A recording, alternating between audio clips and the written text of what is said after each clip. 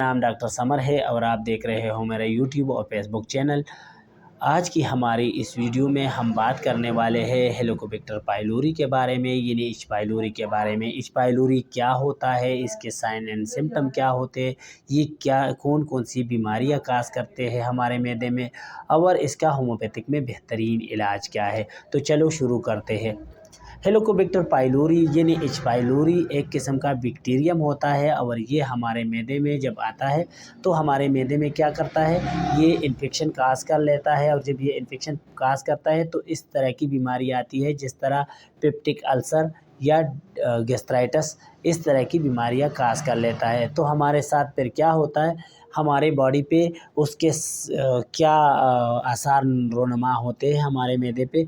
तो इस पे जैसे दिल का ख़राब होना, उल्टी आना, कब्ज़ियत का होना, कब्ज़ ज़्यादा होना और कब्ज़ बिल्कुल ख़त्म होने का नाम न लेना, इस तरीके की बीमारी आती है। यानी मैदे में दर्द का होना, मैदा सूज जाना और इस तरह की कई और जो गैसेस का बनना, तो इस तरीके की चीज़ें आती है। डकार का ज़्यादा आना, ऐसी चीज़ें आने लगती है।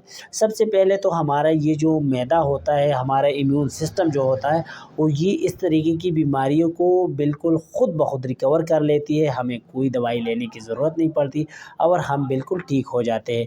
लेकिन बाज़ औक़ात बात ये सी भी होती है कि हमारा ये मैदा बिल्कुल ठीक नहीं होता और ये बीमारी हमारी बिल्कुल परमानेंट बेस पे चली जाती है और हमें फिर यही मुश्किलात का सामना होता है। हर टाइम हमारे डकार आते हैं, उल्टी आती है और बाज़ औक़ात पेचस आना शुरू हो जाते हैं। किसी किसी को कब्ज़ियत बहुत ज़्यादा हो जाती है।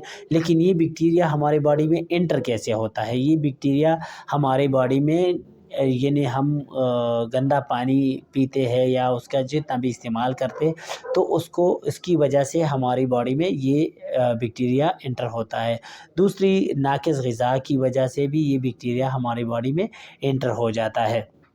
अगर आपको इस तरह की बीमारी का सामना है तो मैं अपने क्लिनिक में कौन कौन सी होम्योपैथिक मेडिसिन देता हूँ इस बीमारी को मुकम्मल तौर पर ख़त्म करने के लिए। तो लाजिम हर बीमारी के कोई ना कोई साइन सिम्टम होते हैं, किसी जो मरीज़ को जो साइन होते तो उसी तरीके से आपने ये दवाई इस्तेमाल करनी है और ये बहुत मुफीद मेडिसिन है। तो सबसे पहले नंबर पे मैं जो अपने क्लिनिक में मेडिसिन देता हूँ वो है नक्सोमेका 200 सीज पोटेंसी में देता हूँ। वो मैं सुबह दोपहर शाम 5-5 कतरे देता हूँ और इसके बहुत अच्छे रिज़ल्ट सामने आते हैं। ये आपके मैदे के दर्द को ख़त्म करती है और ख़ास करके जिसको कब्ज़ियत का ज़्यादा मसला हो तो ये कब्ज़ को रफ़ा करने में बहुत मुफीद मेडिसिन है। और ये इसकी मैं ऊपर पिक्चर भी लगा लेता हूँ और इसके बहुत अच्छे रिज़ल्ट सामने आते हैं।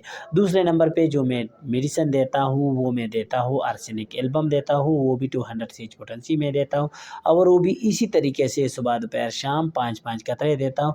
लेकिन ये किस पर्पज़ के लिए देता हूँ, जो लोग कहते हैं हमारी भूख मिट जाती है, लेकिन हमारे सामने कभी खाना रख दिया जाता है तो हमारी भूख बिल्कुल ख़त्म हो जाती है और हमें भूख नहीं लगती और हमें उल्टी आने लगती है।